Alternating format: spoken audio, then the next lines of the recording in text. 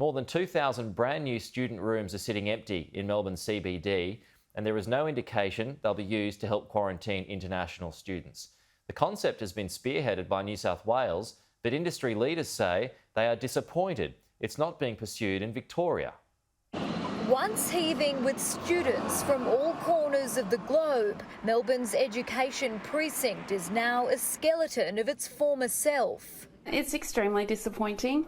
Australia's largest student accommodation provider, Scape, was supposed to open its brand new Carlton facility in February. You walk around this building, the rooms are incredible, the communal facilities are amazing. You walk around and it's empty, and it's just such a shame that a building like this can't be utilised at the moment.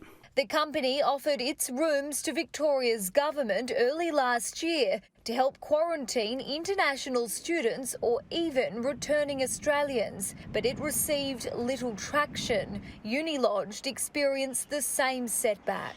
We put 3 buildings forward specifically for that purpose previously, but I think as time goes there might be a few more, so maybe you end up being 5 in the next few months. These ones that I'm referring to specifically are the latest and the greatest in terms of building construction and ventilation. As another additional layer, I think one of the things that makes student accommodation different to hotels, for example, is that we are used to have cohorts living long-term in our buildings. We've got strong pastoral care.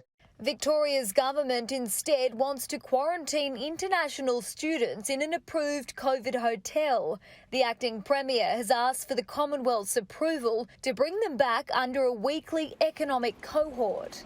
Meets all the concerns, all the criteria from the federal government. So, for example, it will be separate from hotel quarantine. Victoria is known as the education state, but it has no plans to use student accommodation for quarantine. New South Wales is pursuing the idea, and both Scape and Unilodge have expressed interest.